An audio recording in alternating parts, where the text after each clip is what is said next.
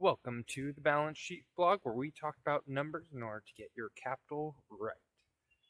This week we'll be talking about my numbers, and then we'll be talking about my trading that I've done in my IRA and personal margin account, just to get an update on that. So this week we'll be going over, we have our cash and investment savings of $5,550, and then we also have cash value of $8,915 for a total of $14,450 about. And then we also have some precious metals in the form of silver, valued at roughly $6,600 or $6,700, and then we also have stock accounts, which includes my margin account of $16,750, and then also my retirement account of $11,500. That would give me the the paper assets. So all my stock and my retirement accounts is $20,500, and we have about 21,000 of monetary assets, which is the precious metals and cash assets, for a total asset base of around $49,500. Then we have to go over to my liability side. We have, for credit cards, front month, back month of $1,080 for my front month payments, and then currently $85 in back month payments. And then I've paid off my short-term credit card debt in order to lower my utilization. That gives me the $1,150 of credit card utilization. Then I have immediate term depreciation of $1,100, with that being my auto insurance payment, which I am making.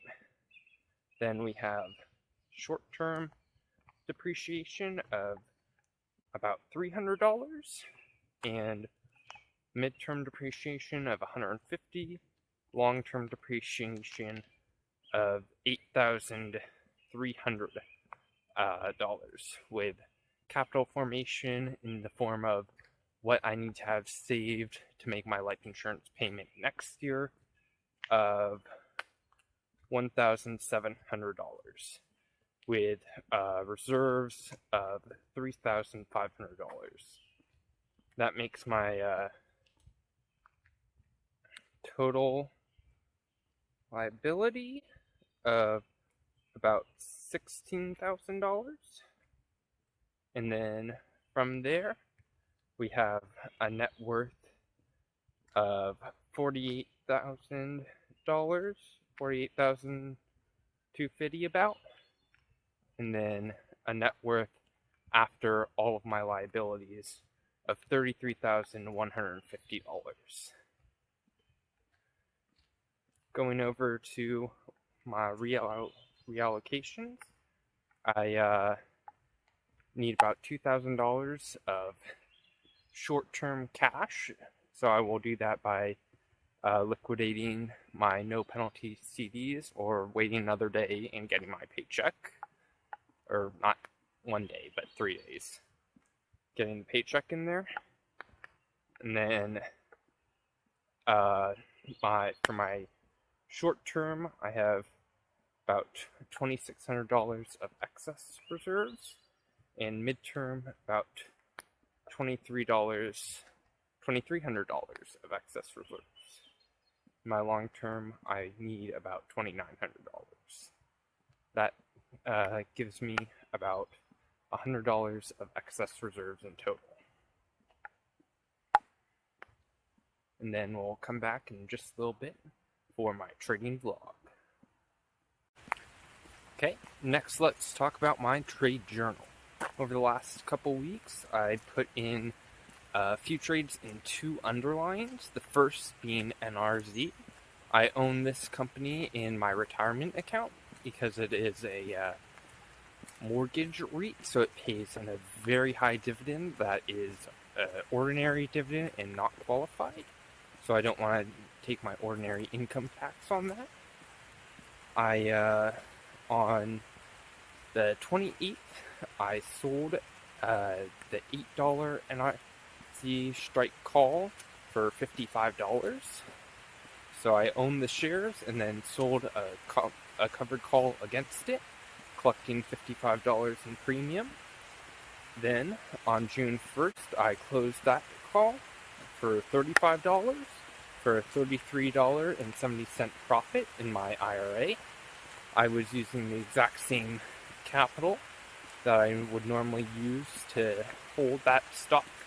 However, because I sold that call against it, I was reduced my total potential, however raised my probability for profit, and thus collected that $33 and had a very good return on capital.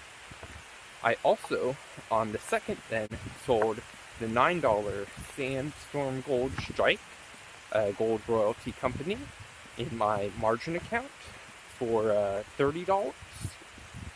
Then, on the 4th, I sold the NRZ $8 call for $40.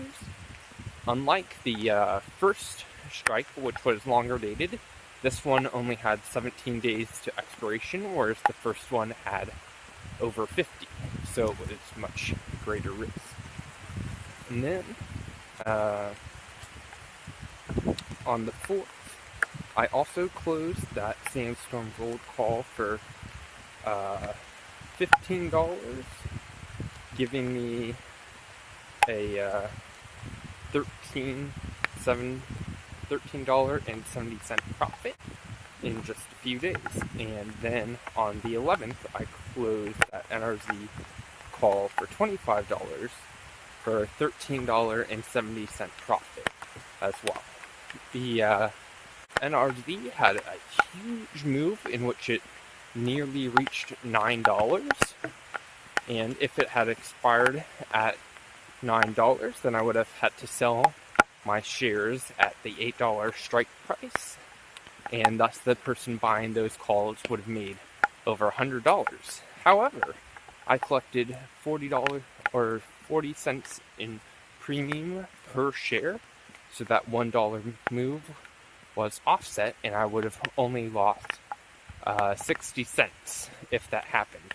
However, NRZ over the next couple days traded all the way down to $7.20, in which I closed out that contract for profit, and over the next couple of days it rebounded again. It has been extremely volatile, so I suggest taking your profits when you are offered them. And then you will see the numbers for my return on capital and such. As you can see, they are quite high, and this is kind of how option selling works. You try to work the numbers, and when you see such good deals that reduce your risk, you just gotta go for it. So that's been this little blurb trading vlog, and then we'll see you next time. Bye.